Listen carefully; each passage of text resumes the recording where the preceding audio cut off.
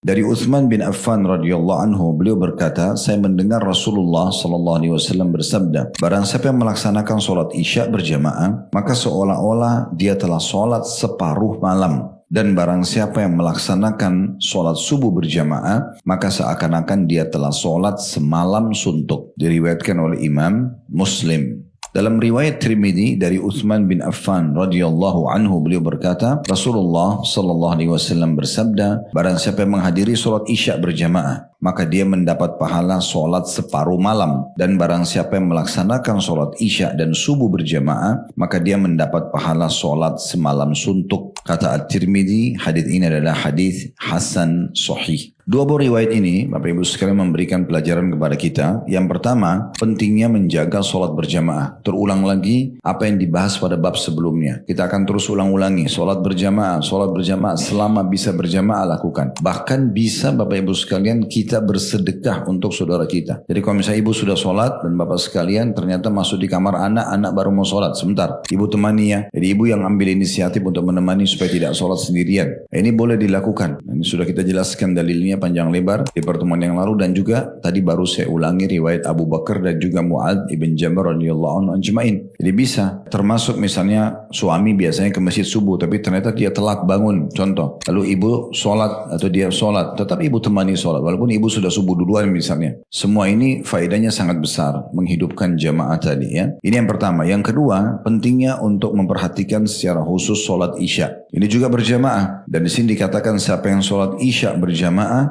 maka pahalanya seakan-akan dia sudah mendirikan setengah malam. Setengah malam itu kalau kita hitung dari maghrib, misalnya maghrib jam 6, subuh jam 5. Itu kan 11 jam. Intinya kalau kita lihat maghrib jam 6, subuhnya jam 5 misalnya. Kalau sekarang kan memang subuh sebelum jam 5 ya. Tapi biasa ada waktu di mana dia tergeser ke jam 5, jam 5.10. Intinya jam 6 sampai jam 5. Itu kalau kita hitung 11 jam. Setengahnya itu berarti 5 jam setengah. Kan gitu. Itu setengahnya. Kalau kita sholat isya berjamaah, dihitung walaupun kita cuma sholat 4 rakaat, pahalanya seperti setengah malam itu. 5 jam setengah sholat non-stop. Ini hanya dengan sholat berjamaah. Tidak didapatkan kalau ibu dan bapak sholat isya sendirian.